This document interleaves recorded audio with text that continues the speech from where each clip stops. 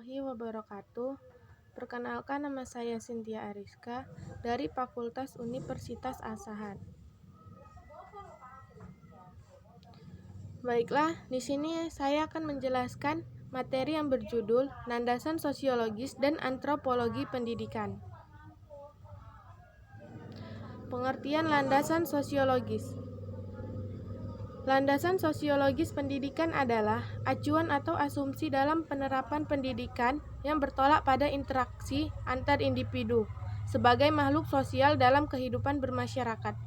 Pendidikan merupakan penata sosial yang berfungsi melaksanakan sosialisasi atau enkulturasi. Terdapat hubungan antara pendidikan dengan masyarakat dan kebudayaannya. Pengertian landasan sosiologi dalam pendidikan. Landasan sosiologi mengandung norma dasar pendidikan yang bersumber dari norma kehidupan masyarakat yang dianut oleh suatu bangsa. Untuk memahami kehidupan bermasyarakat suatu bangsa, kita harus memusatkan perhatian pada pola hubungan antar pribadi dan antar kelompok dalam masyarakat tersebut. Untuk terciptanya kehidupan masyarakat yang rukun dan damai, terciptalah nilai-nilai sosial yang dalam perkembangannya menjadi norma-norma sosial yang mengikat kehidupan bermasyarakat dan harus dipatuhi oleh masing-masing anggota masyarakat. Dalam kehidupan bermasyarakat, dibedakan 3 macam norma yang dianut oleh pengikutnya, yaitu yang pertama, paham individualisme. Yang kedua, paham kolektivisme. Yang ketiga, paham integralistik. Paham individualisme dilandasi teori bahwa manusia itu lahir merdeka dan hidup merdeka. Sedangkan paham kolektivisme memberikan dukungan yang berlebihan kepada masyarakat dan kedudukan anggota masyarakat secara perorangan hanyalah sebagai alat bagi masyarakatnya. Dan paham integralistik dilandasi pemahaman bahwa masing-masing anggota masyarakat saling berhubungan erat satu sama lain secara organis merupakan masyarakat.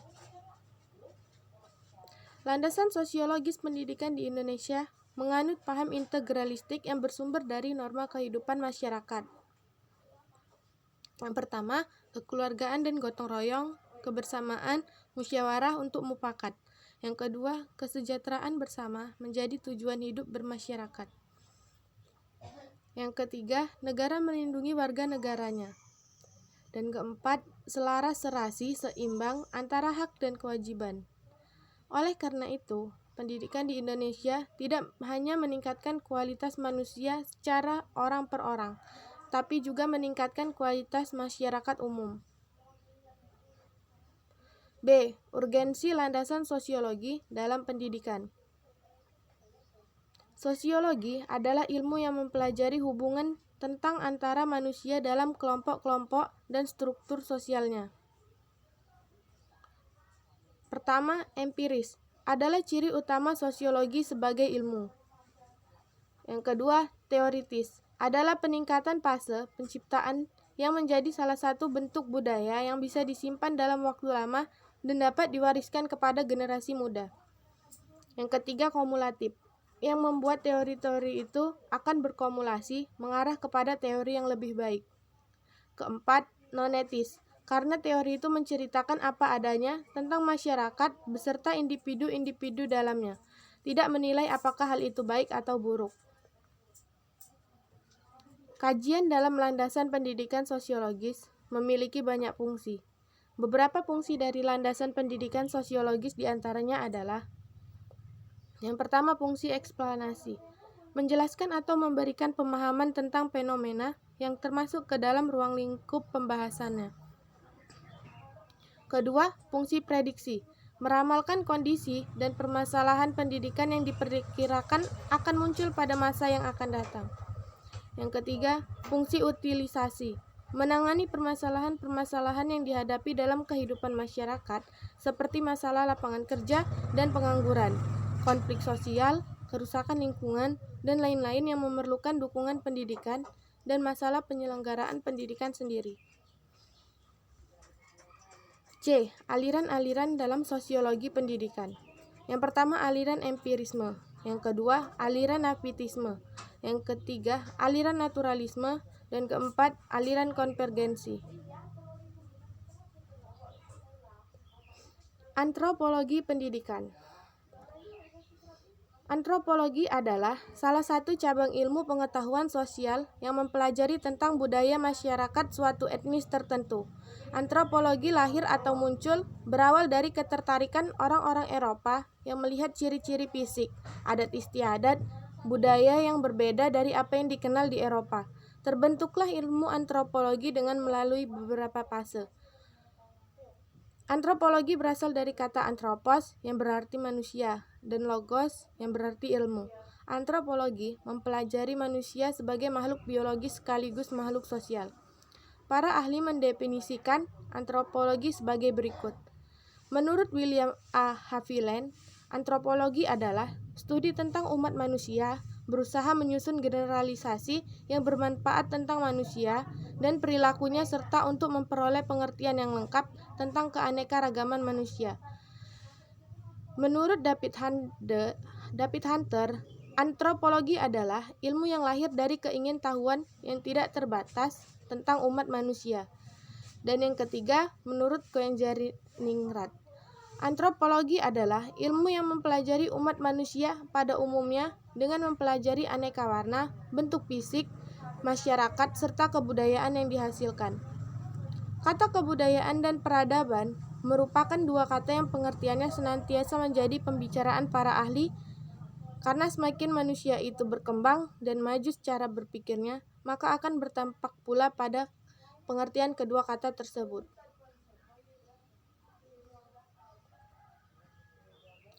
Kebudayaan dapat dikelompokkan menjadi 3 macam, yaitu: pertama, kebudayaan umum, misalnya kebudayaan Indonesia. Yang kedua, kebudayaan daerah, misalnya kebudayaan Jawa, Bali, Sunda, dan sebagainya. Yang ketiga, kebudayaan populer, suatu kebudayaan yang masa berlakunya lebih pendek daripada kedua macam kebudayaan terdahulu. Contoh kebudayaan populer yaitu lagu-lagu populer, model film musiman, mode-mode pakaian, dan sebagainya. Ada 3 hal yang menimbulkan perubahan kebudayaan menurut Kneller ialah: pertama, originasi, yaitu sesuatu yang baru atau penemuan-penemuan baru. Yang kedua, difusi, yaitu pembentukan kebudayaan baru akibat masuknya elemen-elemen budaya yang baru ke dalam budaya yang lama. Ketiga, reinterpretasi, yaitu perubahan kebudayaan akibat terjadinya modifikasi elemen-elemen kebudayaan yang telah ada agar sesuai dengan zaman. Kerber dan Smith atau Imran Manan tahun 1989 menyebutkan ada 6 fungsi utama kebudayaan dalam kehidupan manusia, yaitu: pertama, penerus keturunan dan pengasuh anak. Kedua, pengembangan kehidupan berekonomi. Ketiga, transmisi budaya. Keempat, meningkatkan iman dan takwa kepada Tuhan Yang Maha Esa. Kelima, pengendalian sosial. Dan keenam, rekreasi. Pendidikan adalah enkulturasi. Ia hanya mampu berpikir, berkata, dan bertindak sesuai dengan budaya yang dipelajarinya. Enkulturasi ialah akibat pendidikan yang hanya memasukkan kebudayaan tertentu, perkembangan anak sehingga ia menjadi kaku, hanya berperilaku sebatas kebudayaan itu saja. Karena itu, strategi dan metode dalam pendidikan perlu disempurnakan untuk menghindarkan terjadinya robot-robot dalam budaya itu sendiri. Aliran-aliran antropologi dalam pendidikan. Yang pertama, aliran evolusionisme. Menurut Charles Darwin, menjelaskan bahwa manusia yang tetap hidup itu ialah mereka yang paling serasi. Mereka tidak dianggap sebagai seorang individu, sebagai orang perseorangan, namun Darwin melihatnya dalam hubungan kelompok-kelompok. Yang kedua, aliran kognitif. Antropologi kognitif merupakan suatu pendekatan idealis untuk mempelajari kondisi manusia. Ketiga, aliran strukturalisme. Aliran ini menjelaskan mengenai nalar manusia atau human mind dan sistem relasi atau system of relation. Keempat, aliran simbolik atau interpretatif adalah mengenai keseluruhan pengetahuan manusia yang dijadikan sebagai pedoman atau menginterpretasi keseluruhan tingkat tindakan manusia.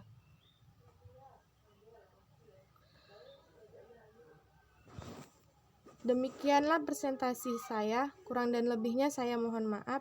Billahi taufiq wal hidayah. Assalamualaikum warahmatullahi wabarakatuh.